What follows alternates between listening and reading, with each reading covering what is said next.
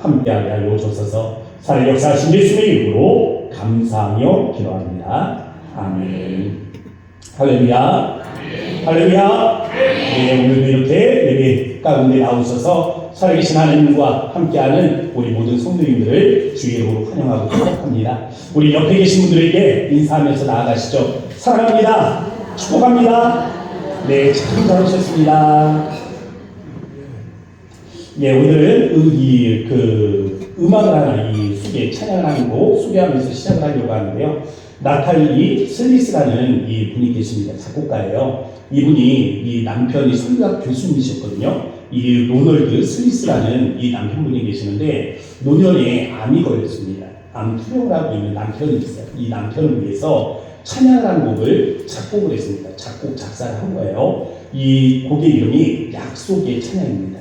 이 약속의 찬양이라는 곡인데 한번 들어보고 우리 한번 말씀을 나눠보도록 하겠습니다.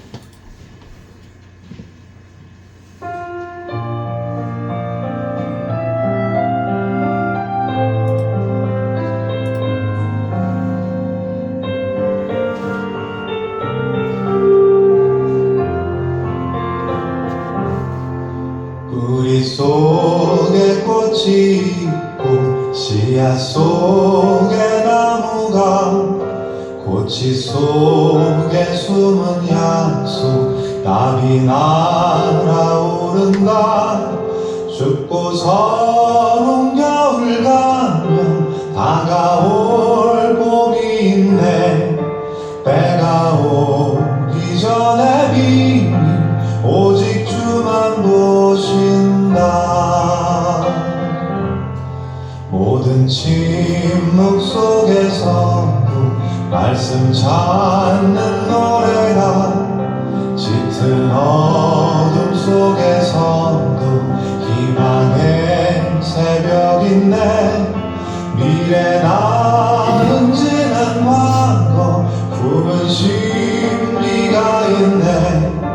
때가 오기 전에 비님 오직 주만 보신다.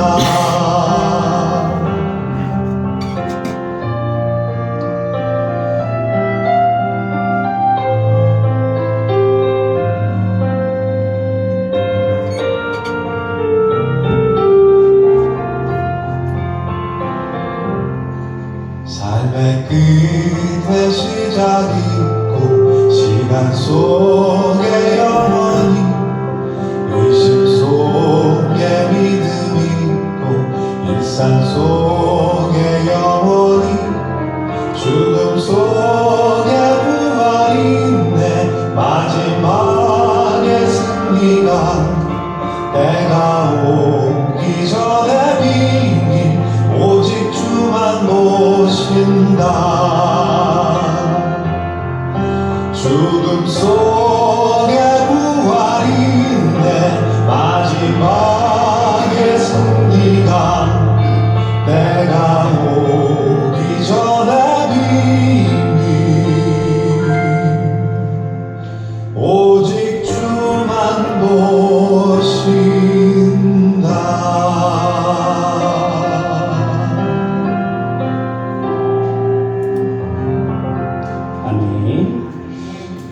제가요 가을을 타나봐요.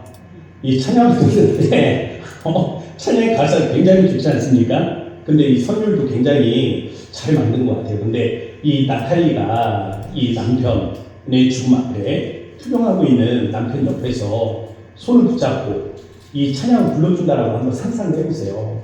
저는 그걸 이렇게 상상하면서 이 찬양을 듣는데 굉장히 의미 있게 들리더라고요. 그러면서 찬양의 가사를 우리가 이렇게 고집어 보면 참 인생의 모든 여정들을 담고 있잖아요.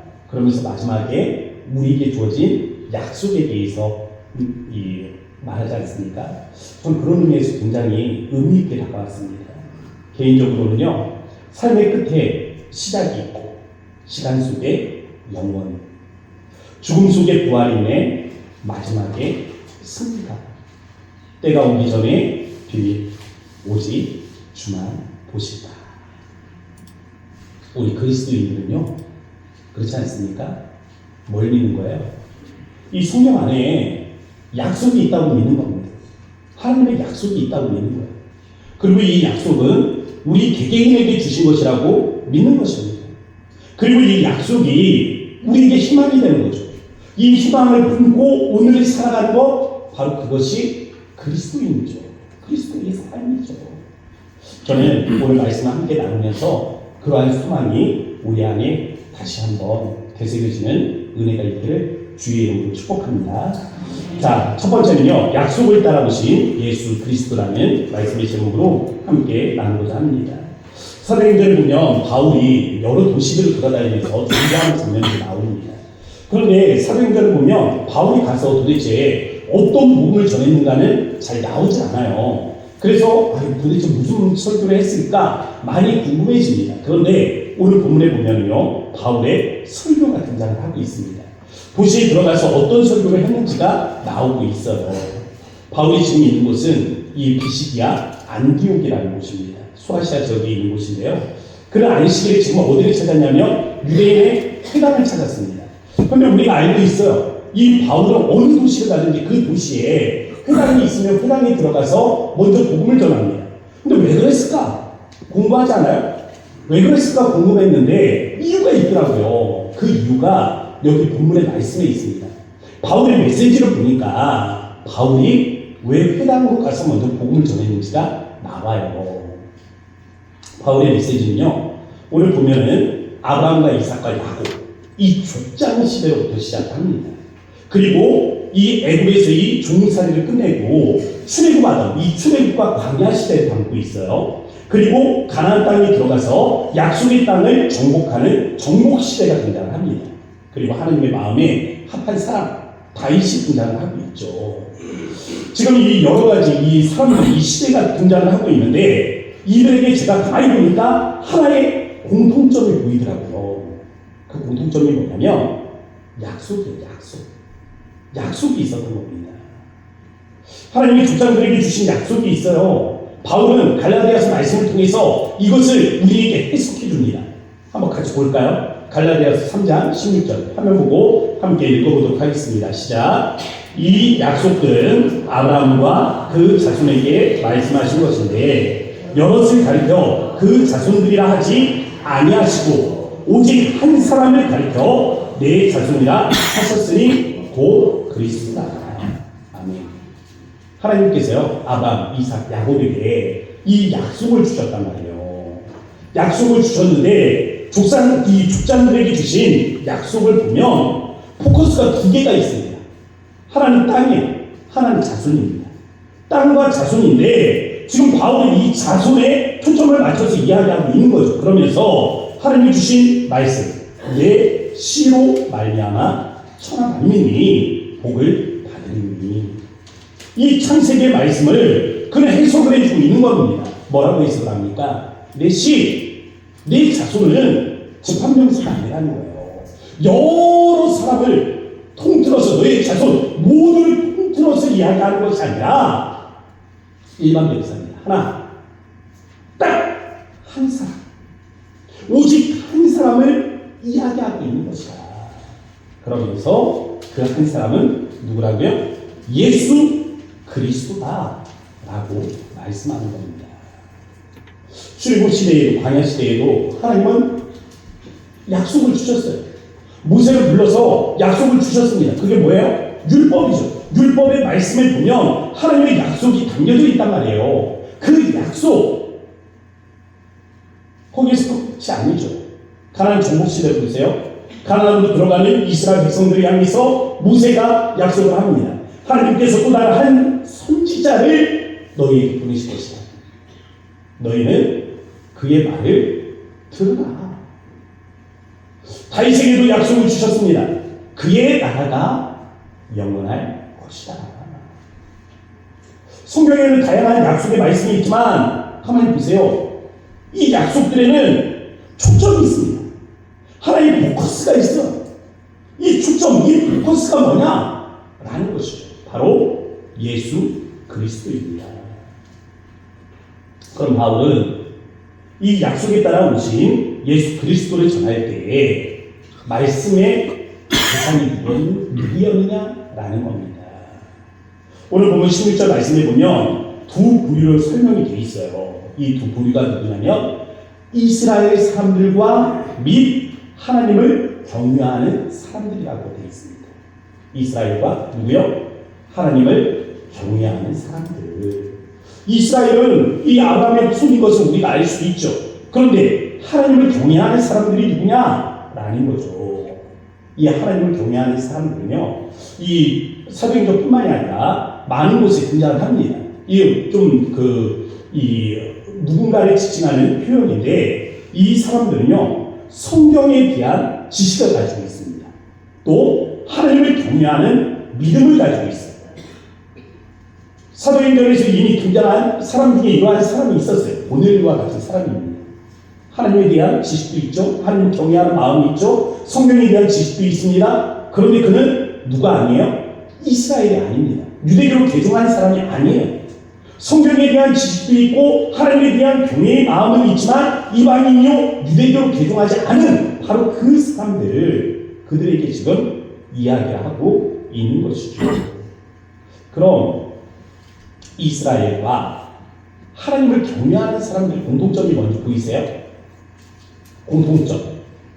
둘 다 성경을 알고 있다는 겁니다. 성경을 알고 있으니까 뭘 알고 있겠어요?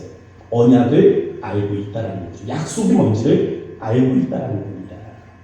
계속해서 강조되는 단어가 약속이에요. 약속. 다른 말로 표현을 하면 언약이에요. 예언입니다. 본문에서 사도 바울은 선지자들의 말이라고 표현했습니다. 그럼 여기서 다시 궁금해지지 않아요? 왜 예수님은 언약에 따라 이 땅에 오셨는가? 라는 것입니다. 예언이 갖는 많은 기능이 있어요. 근데 저는 오늘 딱 두 가지만 말씀을 드리려고 합니다. 먼저는 예언은요, 믿는 사람들. 이 예언의 말씀을 믿는 사람들에게 소망을 줍니다. 소망. 그 예언의 말씀에 대한 소망을 주는 거죠. 바울 하나님께서 아브라함에게 주신 말씀이 복음이었다는 겁니다. 아브라함에게 복음의 말씀을 주셨다고요. 굉장히 수준이 높으신가 봐요. 저는 이 말씀을 보면서 놀랐거든요. 아브라함은 구약의 사람이잖아요. 예수님이 시작에 오셨잖아요. 그러면 아브라함은 예수님이 태어나시기 전의 사람인데 아니 아브라함에게 복음을 주셨다? 저는 이 말씀을 보면서 야 이게 뭔 말이지? 목사로서 헷갈렸거든요. 그런데 하나님은 아브라함에게 복음을 주셨다라고 말합니다. 예수님 태어나기 이전의 사람인데 복음을 들었고 예수님에 대한 이 복음의 말씀을 통해서 이 믿음을 통해서 그가 의롭다 칭함을 얻었다라는 것입니다. 무슨 뜻입니까? 구약의 사람들도 바로 이 예수님을 믿고 구원을 받았다라는 것입니다. 신약의 성도들은 오신 예수님을 믿고 구원을 받은 것이라면 구약의 성도들은 오실 예수님을 믿고 구원을 받은 것이다. 그래서 예수님이 이런 말씀을 하십니다. 아브라함은 나이 때 볼 것을 즐거워하다가 보고 기뻐하였느니라. 아멘. 그러나 예언의 말씀은요, 그것을 믿지 않는 자들에게는 심판과 경고의 메시지가 됩니다. 믿는 사람들에게 뭐가 되냐고 했어요? 소망이 되냐고 했죠. 믿지 않는 자들에게는 심판이요, 경고가 됩니다. 예언의 말씀이 있습니다. 예수님께서는 그 말씀을 따라왔어요. 그런데 약속의 말씀을 믿지 않는 사람들이 있습니다. 그들은 그 약속을 믿지 않았으니 그것이 약속을 믿지 않으니 자기 죄가 되는 것입니다. 그래서 요한복음에 등장하는 첫 번째 메시지가 있어요. 이 첫 번째 요한복음의 명제를 보면 태초에 말씀이 계셨다고 말합니다. 이 말씀이 하나님과 함께 계셨다고 해요. 그러면서 정리를 합니다. 곧 말씀은 곧 하나님이십니다. 이게 요한복음의 첫 번째 명제. 말씀이 곧 하나님이십니다. 그런데 요한복음 5장에 가서 보면 예수님께서 자신이 하나님이시다라는 사실을 증명한 네 가지가 있다라고 말씀을 하십니다. 그러면서 첫 번째는 세례 요한, 두 번째는 하나님, 세 번째는 자신이 하는 모든 사역, 행하는 모든 사역들이 이것을 증명한다라고 말합니다. 그리고 마지막으로 네 번째가 성경이에요. 성경. 저는 오늘 이 네 번째 이 성경 말씀에 주목하고 싶은 거예요. 이 성경 말씀, 예수님께서 말씀하셨습니다. 이 성경이 곧 내게 대하여 증언하느냐. 한번 생각을 해보세요. 예수님께서 이 성경이라고 말씀하셨습니다. 이 성경. 이 성경은 구약 성경이에요? 신약 성경이에요? 구약 성경이에요. 왜? 예수님이 말씀하시는 이 시점에 신약 성경은 단 한 번도 기록되지 않았습니다. 아직 성경이 없어요. 신약 성경은. 구약 성경이 구약 성경. 그러면 다시 생각을 해보세요. 이 구약 성경은 지금 누구에 대해서 예언을 하고 있는가? 예수 그리스도시죠. 그러므로 신약은 구약에 의해서 증명이 되어야 하는 것입니다. 구약은 신약을 통해 해석이 되어야 의미를 알 수가 있는 거예요.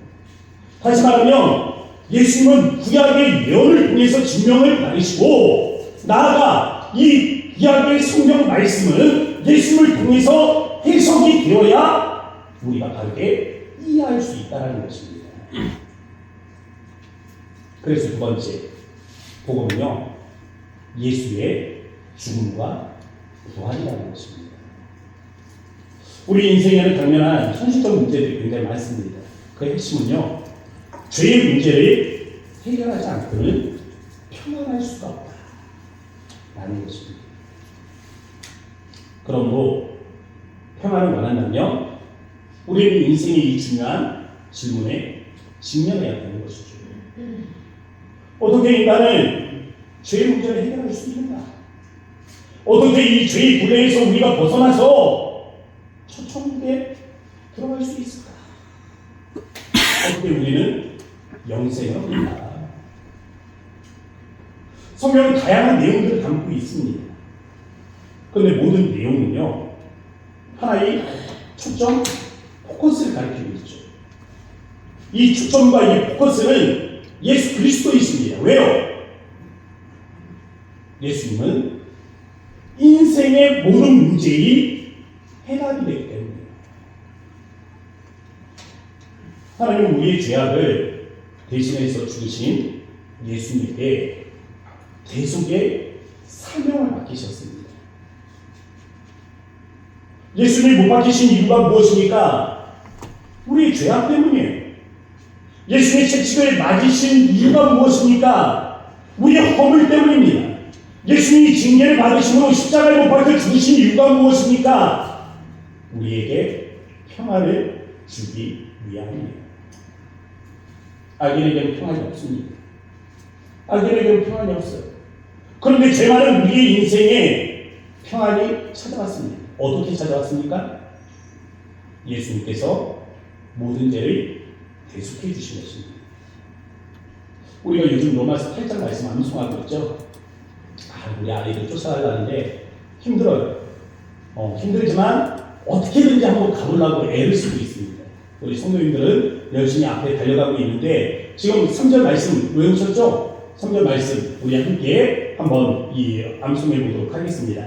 다 같이요. 시작. 율법이 육신으로 말미암아 할 수 없는 그것을 하나님은 하시나니 곧 죄로 말미암아 자기 아들을 죄 있는 육신의 모양으로 보내어 육신의 죄를 정하사. 아멘.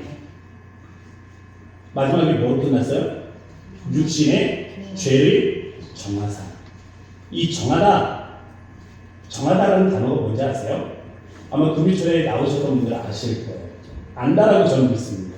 뭐 까먹었어도 상관은 없어요.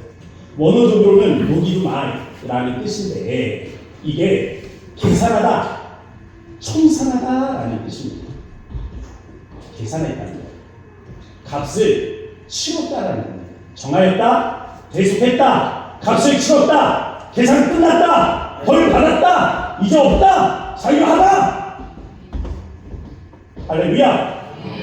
이 로기즈마예요. 예수는 우리의 죄를 위해서 십자가에 못 박혀 죽으심으로 우리가 받아야 할 모든 저주를 대신 받으신 것입니다. 예수님이 당했으니 우리가 받을 저주가 있어요, 없어요?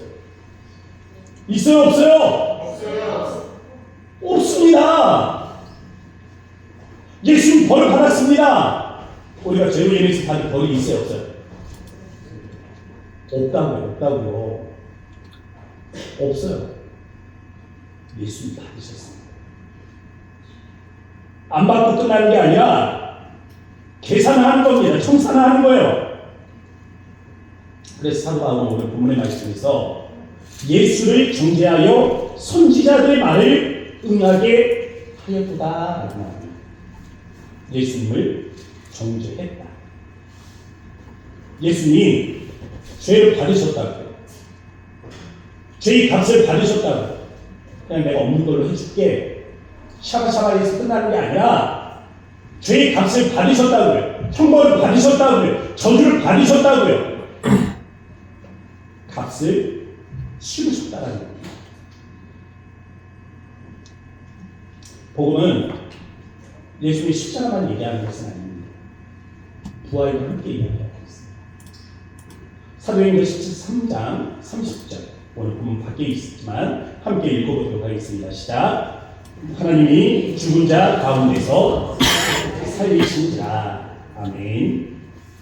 예수님의 부활은요, 성도의 부활을 위한 첫 번째 열매입니다. 하나님은 영이시니 전 나올 줄 알았어요. 답을 알려줬으니까 다시 한번 해보겠습니다. 하나님은 영이시니. 하나님은 영이시라고요. 하나님은 영이십니다. 영이신 하나님이 육신을 입고 이 땅에 오셨어요. 이것을 우리는 성육신이라고 말하죠. 그렇지만 본래 하나님은 영이십니다. 성육신하기 전에 예수님은 영으로 존재하시는 분이세요. 안 그렇습니까? 예수님 육신을 입고 이 땅에 오신 다음부터 짜자잔 생겨난 거예요? 아니요. 그거는 육신을 입고 이 땅에 성육신하신 것이지 존재 자체는 그 이전입니다. 태초에 영이신 하나님이 십자가에 못 박혀 죽으셨단 말이에요. 그분이 육신을 가지고 다시 부활할 이유가 있어요? 죄는 이미 값을 치렀는데 있습니까? 그분 자체는 없어요. 그렇지만 예수님은 육신으로 부활을 하셨습니다. 왜요? 우리에게 소망을 주기 위해서, 너희가 이와 같이 부활케 될 것이라는 것을 보여주기 위해서 우리의 부활의 첫 열매가 되신 것입니다. 나를 보고 부활을 소망하라는 거죠. 예수님을 보고 부활에 대한 소망을 가지라는 것입니다.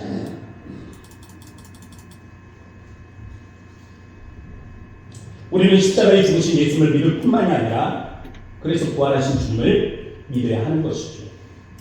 예수님께서 부활하신 같이 우리 모두를 부활케 하시는 날이 있다는 것입니다. 예수님 이 날에 대해서 말씀하셨어요. 믿지 않는 자들에게는 심판의 부활이, 믿는 자들에게는 영생의 부활이. 아멘. 아멘. 아멘. 저 이렇게 힘줘서 얘기할 때는 아멘 나올 줄 알고 하는 거라니까요. 쿵짝이 맞아야 설교도. 자, 궁금하죠? 무엇을 믿고 무엇을 믿지 않는 거예요?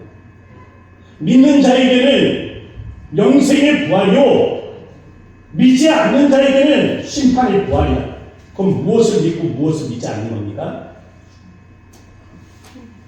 계속해서 반복되는 단어가 있죠. 약속이에요, 약속.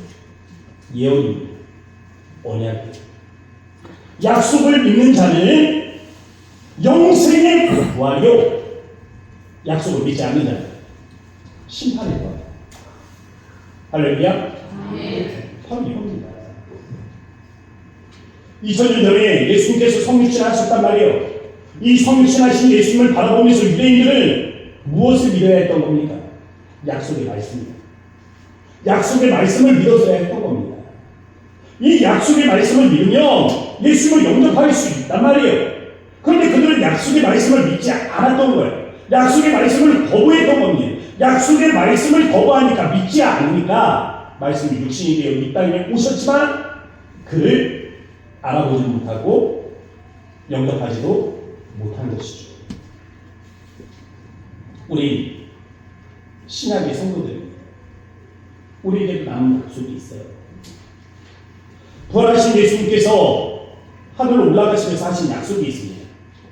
재림, 다시 오겠다라는 재림입니다. 이 예수는 하늘로 가심을 본 그대로 오시리라. 이것은 언약입니다. 약속이에요. 2000년 전 약속을 따라서 예수님께서 성육신 하신 것처럼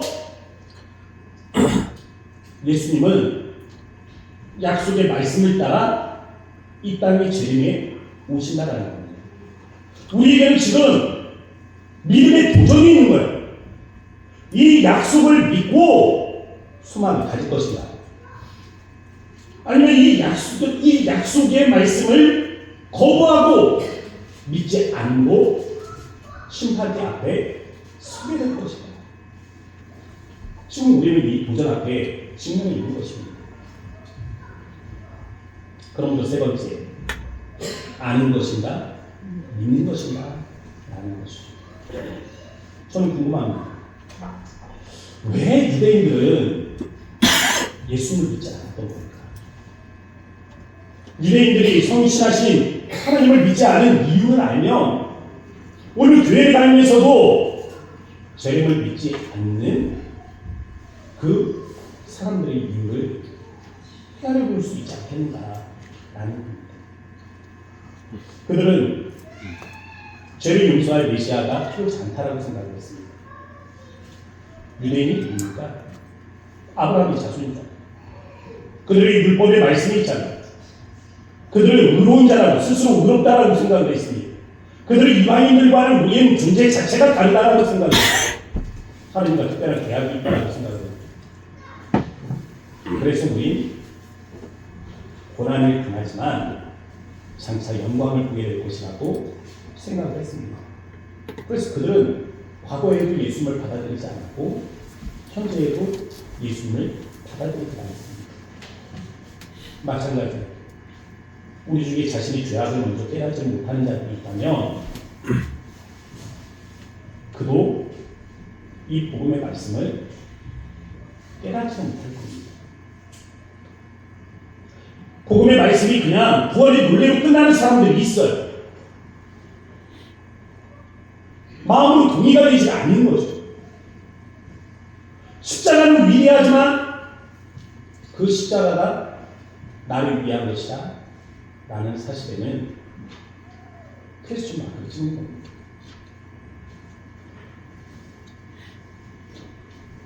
우리 아는 것을 믿는 것을 착각해서는 안 됩니다. 우리는 십자가 앞에 나아가서 실증적인 자기 자신을 경험을 할 수 있어요. 예수님께서 가나마다 잡혀온 여자를 만났습니다. 사람들에게 이야기했어요. 너희 중에 죄 없는 자가 돌로 치라. 사람들이 하나둘 떠나갔습니다. 이제 예수님과 여인만 남았습니다. 여인은 그곳에서 예수님을 통해 자기를 증명하게 됩니다. 예수님께서 말씀하십니다. 너를 존재하는 자가 있느냐? 없습니다. 나도 너를 존재하지 않는다. 다시는 죄를 짓지 마라. 십자가의 복음이 중요한 이유가 바로 여기에 있는 것이죠. 십자가의 복음을 우리가 경험하지 못하면 죽을 때까지 자기를 직면하지 못하는 사람이 있습니다. 마지막 날 심판대 앞에서 심판을 받으면 이게 나였구나. 그제서야 땅을 치며 후회하게 돼요.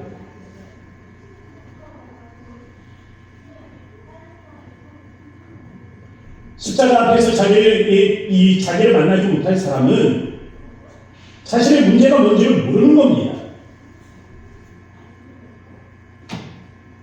그래서 우리는 십자가 앞에 나아가 진정한 나를 경험해야 돼요. 십자가를 먼저 바라보십시오. 거기에 상하고 찍힌 하늘 아버지가 계시잖아요. 하나님이 계시잖아요. 그 하나님께서 우리를 향해서 말씀하십니다. 너를 향한 나의 사랑. 과거의 상처를 감추고 그냥 멀쩡한 척 살아간다고? 멀쩡한 게 아니에요. 상처는 안으로 굶어서 어떻게든지 영향을 미치게 되어 있습니다. 없다 하면 없어지는 게 아니라고요. 지키고 상한 진실한 내 모습을 우리는 직면할 수 있어야 합니다. 그래야 치유가 십자가는 바로 그런 것이죠. 십자가의 예수님, 찢기고 상한 손과 팔, 채찍에 뜯겨져 나아간 예수님의 살갗을 생각할 때에 그것이 나를 향한 하나님의 사랑이라는 사실을 우리는 깨달아야 합니다.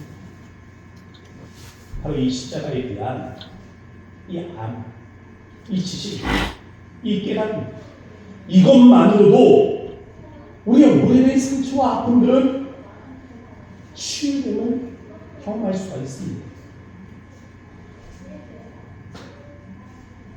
사실 십자가 앞에서 우리가 우리 자신을 만난다는 것은 괴로운 일입니다.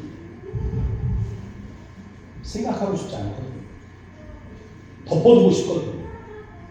그냥 없다 생각하면 편안한 것을 굳이 십자가 앞으로 나아가 나의 허물을 뒤집어 까고 나의 약함을 뒤집어 까고 나의 죄악을 뒤집어 까며 지난날의 그 과오를 뒤집어 까는 것은 괴로움이에요. 아픔이에요. 그것을 생각한다는 것은 참으로 괴로운 일입니다. 잊고 싶은 과거잖아요. 그런데 그것을 십자가 앞으로 가면 기억하게 된다니까요. 잊고 싶은데 기억하려니까 괴로운 것이죠. 그런데 그 괴로움에 직면할 때 우리는 비로소 치유함을 얻을 수 있다는 겁니다. 왜? 예수님께서 우리의 죄를 정하셨기 때문에, 해결하셨기 때문에. 페니크루스라는 이 찬양의 여왕이라는 이 별명을 가지고 계십니다. 굉장히 많은 찬송가를 작사하신 분이세요. 우리가 알고 있는 찬송가가 많습니다. 예수께로 가며 나의 갈 길 닿아도록 인내하신 구세주여 너희 죄 주하나. 외에도 우리가 아는 찬송가가 굉장히 많아요. 이게 훨씬 많습니다. 이 페니가요, 난지 6주 만에 실명을 합니다.